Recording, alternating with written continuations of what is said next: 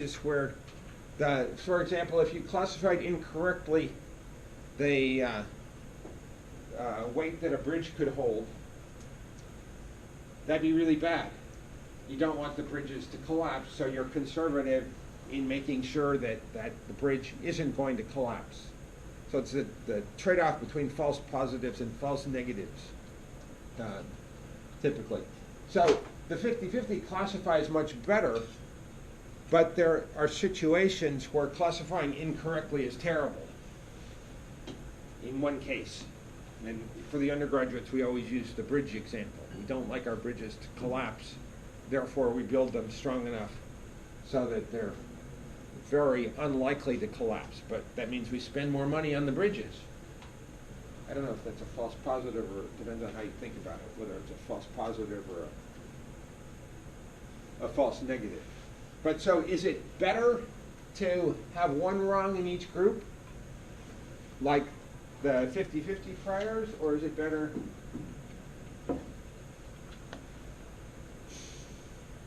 to get none of the wild ones wrong, but more of the domestic ones wrong? It depends on your point of view and the situation that you're in. So you get to think about this. If you use priors different than 50-50, then you have to justify it in your paper. You're writing a paper, you're going, oh, we choose the priors to be different than 50-50 for this following reason. You got to justify it. You can't just, oh, you can't not say.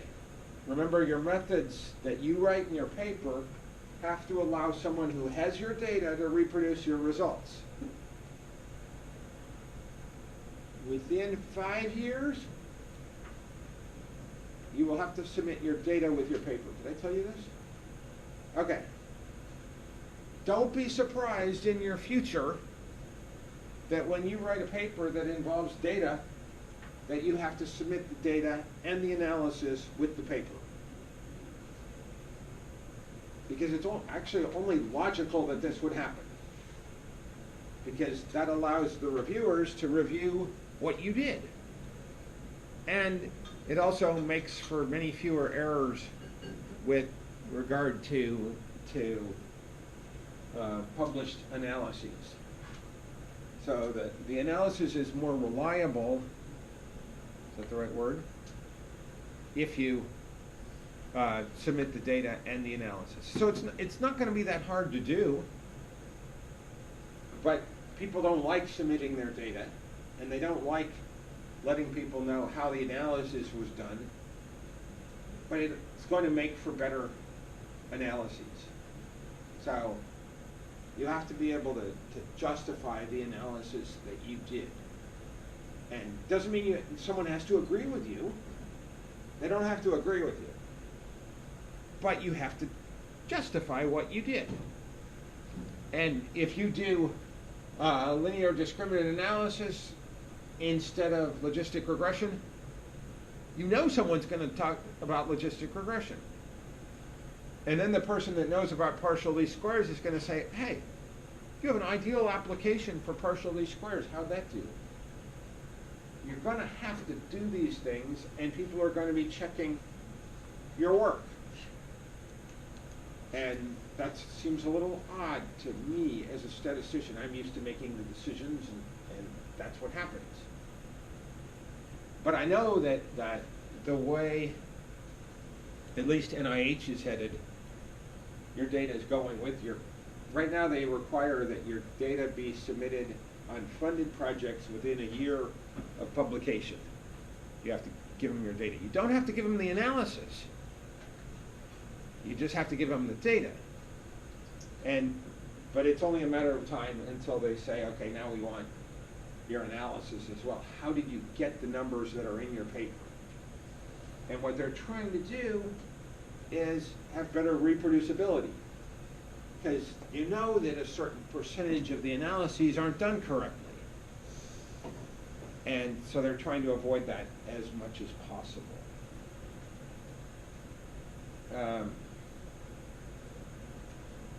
So here's with the priors, here's the cross-validation, and the cross-validation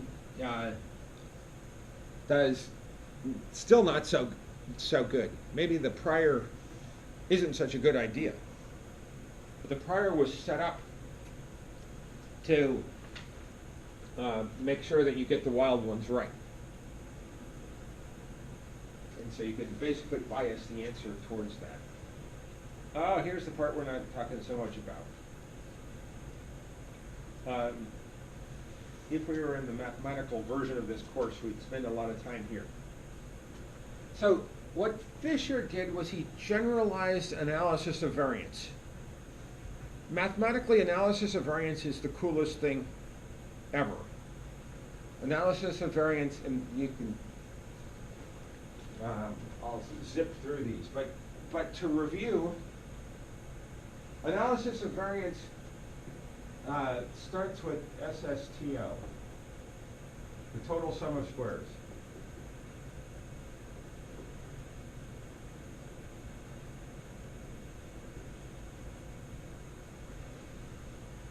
And that's, in the univariate case, summation of yi minus yi bar quantity squared, which is what we as statisticians like to call the total variability. We have a response variable, y. Well, without any x's, we have y, and the total amount of variability is just the sum of the y's minus the mean of all the y's squared. And that's all the variance in the y's that we can find. And that's called SSTO. But this splits up into SSR plus SSE. And this is, should you be able to write these things? I don't care. But you should know that there's math behind all this. There's a reason why people do all this ANOVA stuff. They don't know why they do it, because they do it because we tell them to. But the reality is that there's a bunch of math behind it that makes sense. And so this is sum of squares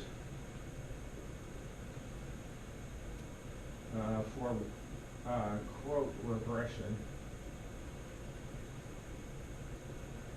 And this is sum of squares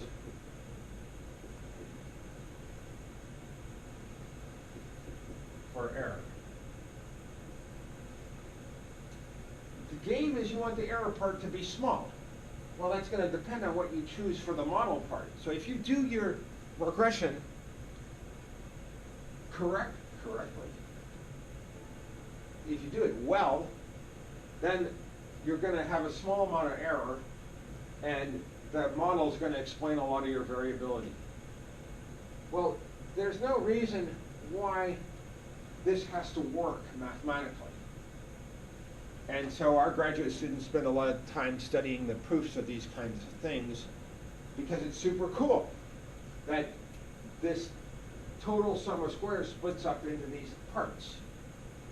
And in the multivariate case, the same thing happens, except that the math is 10 times more complicated.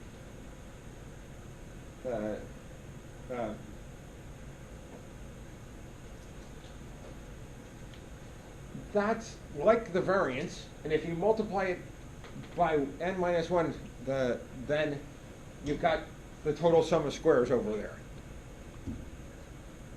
And this is an H matrix, which over here is a number, but now becomes a matrix, and that's an error matrix instead of an actual error number.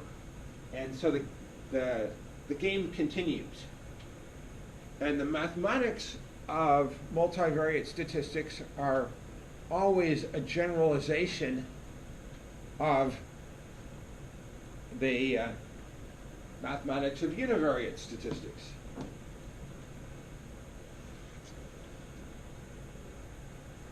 So here's the figuring out the total variability, which is super simple to do.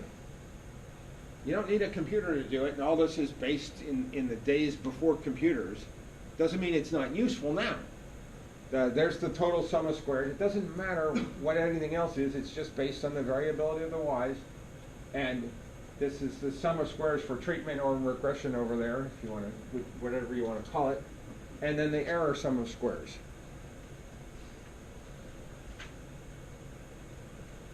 Can you recognize the dot matrix printer? You guys know what a dot matrix printer is? That's from a dot matrix printer. I have no idea when this slide was made, but a long time ago. So Fisher's game, okay. Here's a useful slide because it talks about canonical discriminant analysis, and it's that relates to canonical correlations, which is if it says canonical, then it's kind of old-fashioned. Let's put it that way. In the case of discriminant analysis, the canonical part gets sort of confusing because it turns out it gives the same answer as the Mahalanobis when you only have two groups. So sometimes you see the canonical word floating around, and I tend to think of the Mahalanobis approach. So the canonical correlations, which is a set of slides that I typically don't use anymore because I can't find anyone that actually does it. And so we should probably spend our time talking about things that people actually do instead of things that are mathematically interesting, but no one ever does them. So I could add canonical correlations down here, but